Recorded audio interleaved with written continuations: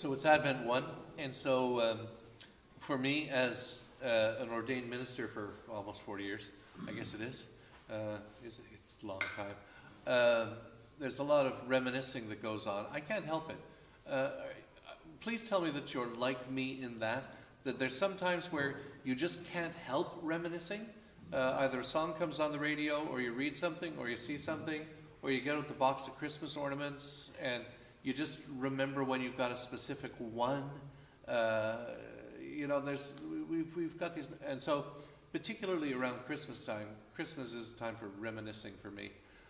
And of course, a lot of my ecclesiastical reminiscing has to do with St. Mary's and events of St. Mary's, but not only, because St. Mary's is the only church I was a rector of. And in fact, some of the more profound reminiscing that I do has to do with when I first became a rector, after having been a curate at St. Michael's for 2 years and a curate at St. George's for 2 years. So that's the kind of frame of mind I'm in right around now. I'm also in a frame of mind where, quite apart from the jokes we tell, coming in and listening to the music, I'm sure by halfway through the service my blood pressure is down at least 10 points because of the music in this place. Like, I was just listening to that Purify My Heart, and I forget exactly when we started doing it. It's one of our older ones. I'm sorry? Jim McKay was still here. And Noah was still piloting that boat. But something like that, if you let it wash over you, and the Emmanuel song that we did, if you let it wash over you, it will give you health, and as long as the music and liturgy that we do in this place gives us health, who cares what anyone else thinks, and we'll keep doing it. So that's the introduction.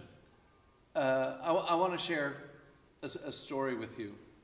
I got to give you the preamble and then the story. When I was first sent to Montreal North and Mascouche, it was a shock to the system.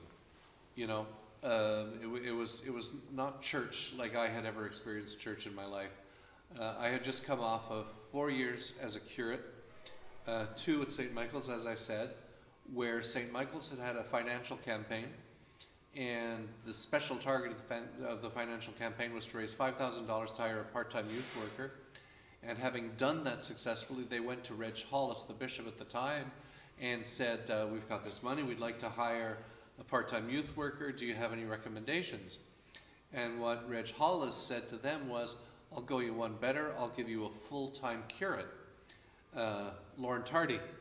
And for Reg, this was a good thing because he felt that I was high value in terms of what I could do for and in the parish, but also I needed to grow spiritually, and that St. Michael's would be a good place for me with Murray Henderson as rector, as well as I would be a good place for St. Michael's. And so I had 2 great years at St. Michael's. Nothing's perfect, but it was 2 really good years. And then after that went to St. George's. And St. George's was a test for me because I had changed at St. Michael's. I had changed, frankly, I changed my concept of who Jesus was, my understanding of who Jesus was, and his immanence, his presence in our lives. My theology, the written theology hadn't changed, but the experiential theology, the praxis, had modified significantly. And St. George's was a test. Was it just 2 years at St. Michael's that had made me St. Michaelish, or was the change something that had gone deeper than that? And I was pleased to discover that the change had gone deeper than that, and that the things that I'd learned and experienced and been a part of at St. Michael's weren't only for St. Michael's, but worked in other parishes as well, particularly along the lines of receiving Jesus into your life and praying for the empowering of the Holy Spirit and things like that. And so I had 2 challenging but good years, really good years at St. George's as well. And then came the time where it was time for me to become rector of my own parish, because that's what we do to people in the Anglican Church. You become a curate and you then get your own place. You become a rector. I'm not sure if that's always a favor. Like sometimes I think you can be a really good curate and that's where you belong. You shouldn't be a rector. And maybe some rectors should never be curates too, but be that as it may. And looking back over a lot of years and a lot of experiences, I wonder if maybe in my case I should have stayed an assistant, stayed an associate, stayed a curate, stayed involved in youth work and not run parishes. I don't know. You can't redo it and see how it would have gone differently. But I wonder. But for better, for worse, Reg Hollis called me into his office one day, and he had a problem to solve and a couple of parishes to fill, Montreal North and Mascouche, and he decided to put the two of them together into one unit because combine them or close them. That's way back in the early days when it was only the east end of the diocese where we were closing down churches. There were 11 churches in the east end when I went there in 1983, and we don't have any now. It's really 11 parishes. We've still got some churches that we haven't managed to sell, but anyway. I've always said, somewhat jokingly, when I meet him in heaven, I'll ask him honestly, when he combined Montreal North and Mascouche, did he really know that there was 26 kilometers of highway between the two parishes? And it was tag, you're it. Go see what you could do. And I thank God that he put those two parishes together, because if he just sent me to Montreal North, I would have died. I would have died. I doubt if I would have stayed in parish ministry. Well, one of my predecessors had received a letter from one of his predecessors with a $10 bill. And this predecessor, who was later to become the Bishop of the Diocese of Quebec, wrote to Jim McLean and said, I wish you better luck than I had. I think that place is built on an Indian burial ground. Just describing how tough Montreal North was. Mascouche was very supportive, and so thank God for that. Well, what does all this have to do with Advent? Where I grew up at St. Columba's, Advent was always a huge thing. It was big. There was lots of ritual of bringing out the prizes of Christmas, the very, very nice nativity set, and everything got really polished up. So thanks to the people who came and cleaned up the altar area and got rid of the cobwebs and all the rest of it here yesterday and previous weeks, and replaced the light bulbs. And it was a big thing. And so for me, the beginning of Advent, the beginning of this season where we prepare ourselves to welcome Jesus into our life, was always a big thing. And so as the rector of these two parishes, that's the attitude that I took into it, that this was a big spiritual time. I should have gotten over my naivety by then, because when I was inducted, which was a June induction, which took place in St. Margaret's in Mascouche, the church was full. There were like way over 100 people there. A lot of clergy were there. I was really honored by the number of clergy who came for my induction.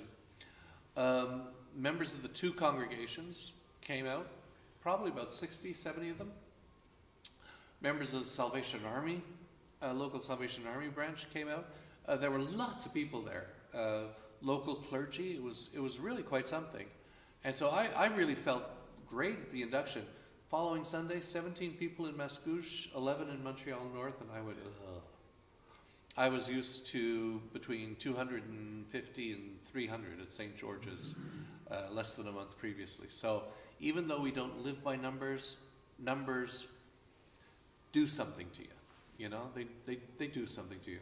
I'm giving you all this background because it is going to fit in, believe it or not. And so by the time Advent came, I should have known, that things weren't going to be the way I was used to or what I expected. But I didn't know how not the way I expected things are going to be. One of the clues should have been when one day I was sitting at home at the rectory, and this man came to the door with books of raffle tickets. And for those of you that don't know, a lot of years ago, the Synod of the Diocese of Montreal passed a law a rule that we wouldn't have raffles because the financial well-being of the parish should be based on the giving of the people, not on lotteries, you know. And he came to my door and asked me how many books of raffle tickets I wanted to buy. And it sort of shocked me. So I asked him some questions about the raffle, and he let me know that this was the parish's biggest fundraiser, to which I went, oh my God, this parish is in a bigger mess than I thought. I didn't say it out loud, but I thought it inside. And then I looked at what the prizes were. And first prize in the Montreal North raffle was the Big Five booze. You know the Big Five? Gin, rye, scotch, rum, and vodka. Okay? So 5 40s of booze, 2 bottles of red and 2 bottles of white. That was the first prize. A Stelco storm door, worth a lot more, was the second prize. And of course the bazaar was run by the Women's Guild.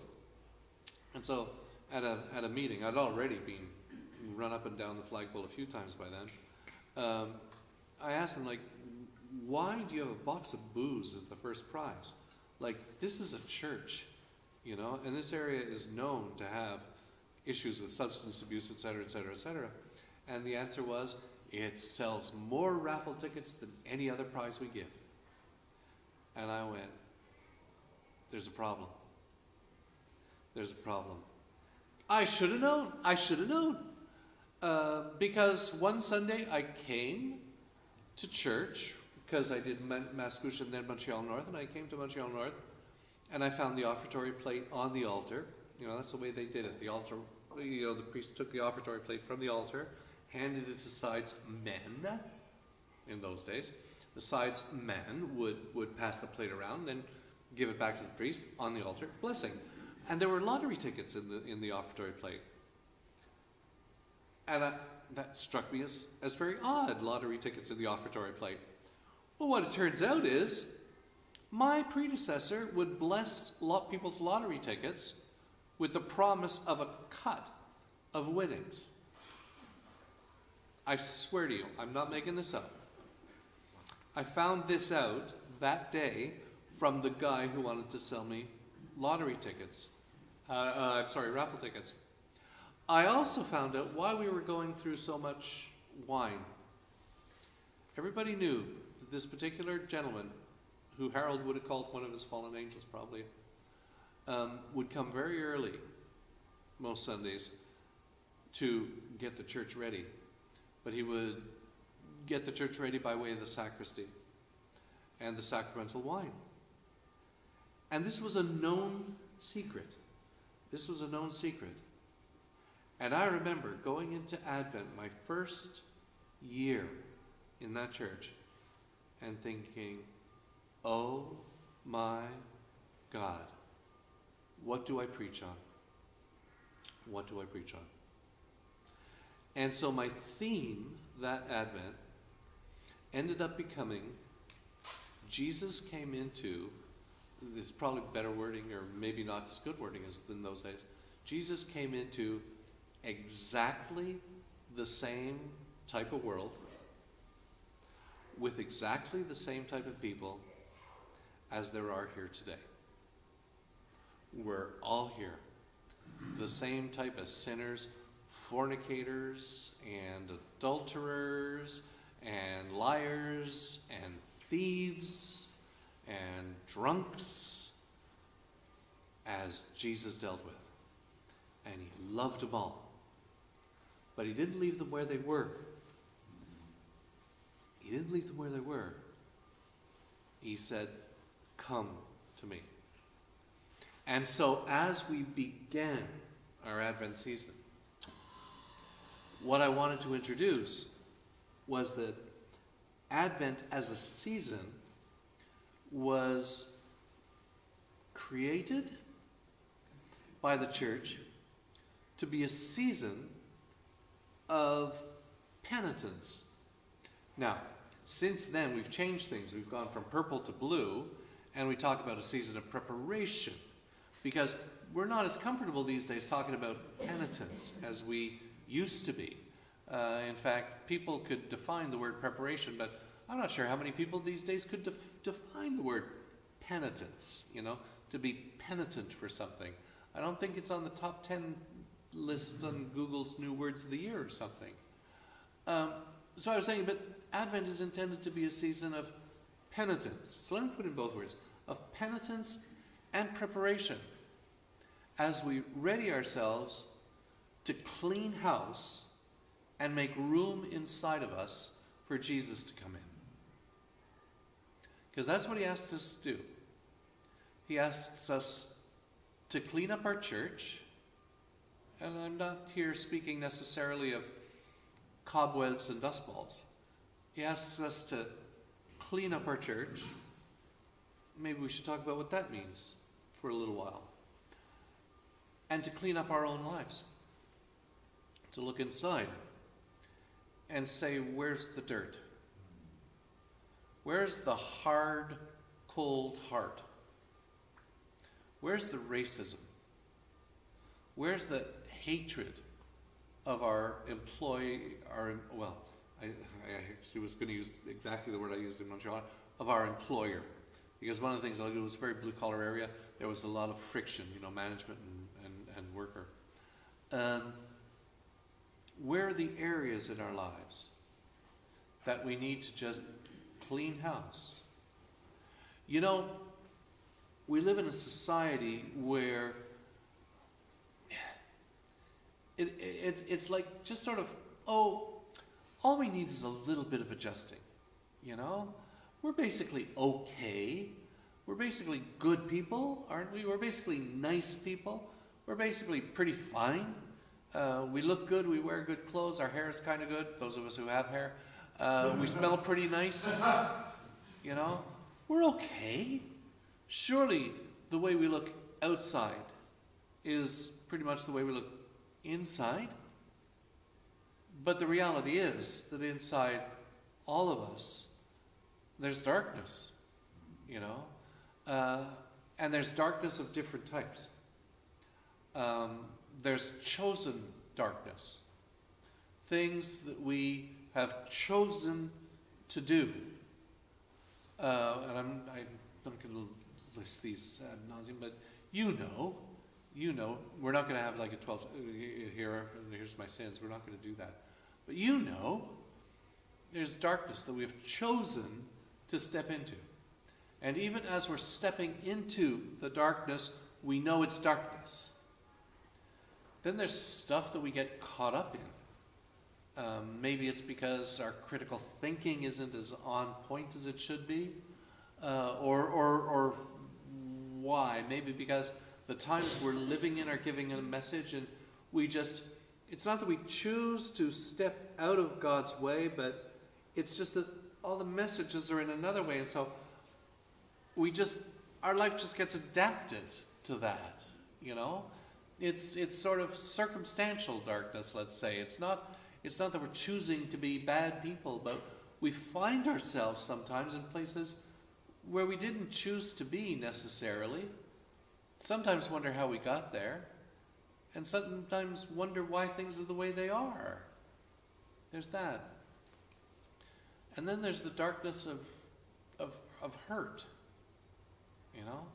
You don't have to be a minister for too long before you start hearing people's stories of pain. And, my story is my story, your stories are your story. But if we were to start sharing our stories, it wouldn't be too long before stories of pain, of abandonment, of abuse, of all sorts of things. I don't mean to trivialize it by just using those words like abandonment and abuse. Those are horrible words. They're big words. They're giant words. And they're words that determine people's lives 24/7 in a lot of cases.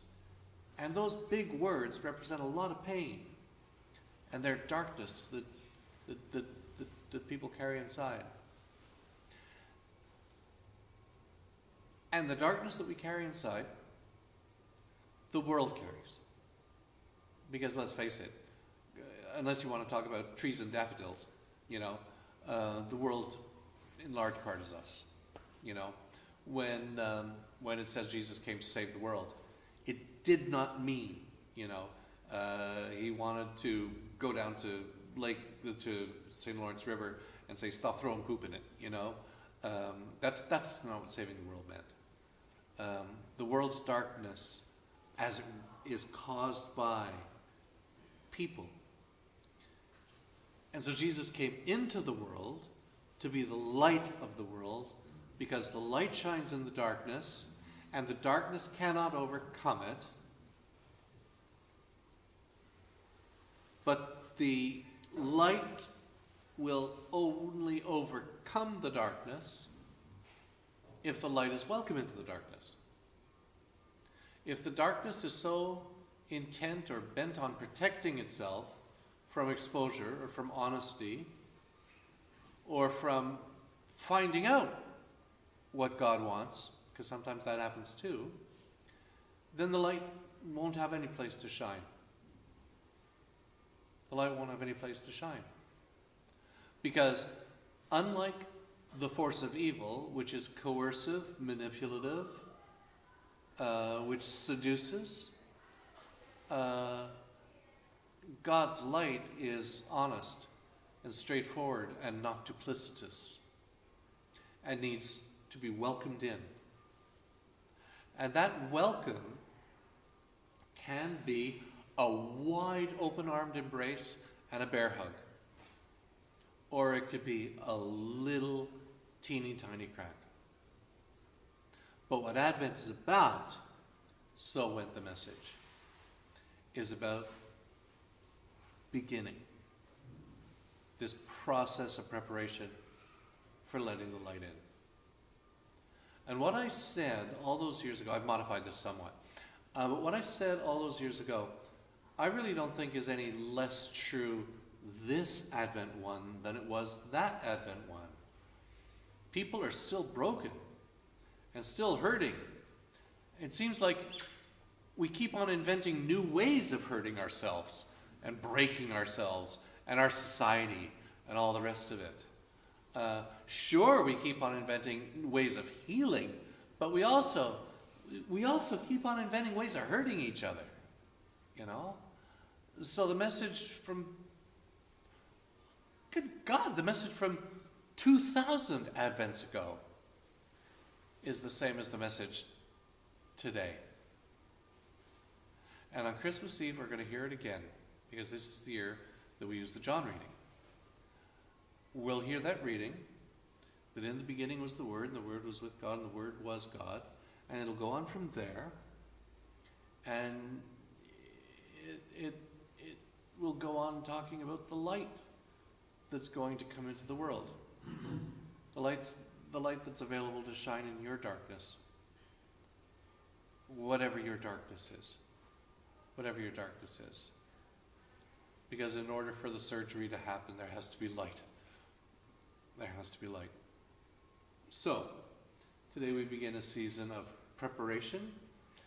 It is a season of penitence, of sorrow for the things that we have done that we ought not to have done, and the things that we have failed to do that we should have done.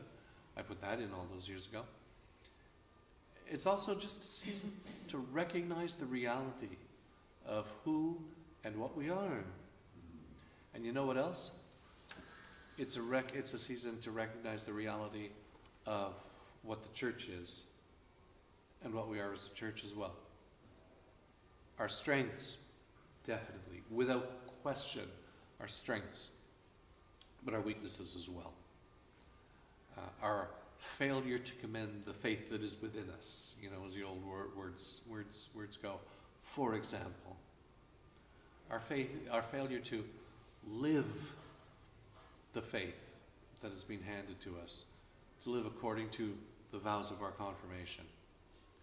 And as we are weak in living for Christ individually, so the church becomes enfeebled in living for Christ as well. And when the church becomes enfeebled in living for Christ, You know what happens to the church? Do you know what happens? You start selling raffle tickets for a box of booze. That's what happens. You sell raffle tickets for a box of booze to keep the church open. And you look at keeping the church open, not selling the box of booze. Interesting, huh? And so today, well, St. Mary's, we would never do that. We would never do that. But I think, in fact, I'm sure, it's appropriate to ask the same question of us. How at St. Mary's are we selling metaphorical raffle tickets? You know? And what is God calling us to? And don't forget, please, at the end of the day and at the end of the sermon, don't forget. Because always, always, always, the promise of God is that to all who believed on him, to all who received him and believe on his name, he gives power to become the children of God, born not of flesh, blood, human will, the will of a husband, but born of God. But born of God. May our church and may we all be reborn at some point in this Advent season and in our Christmas celebrations. May we all be reborn.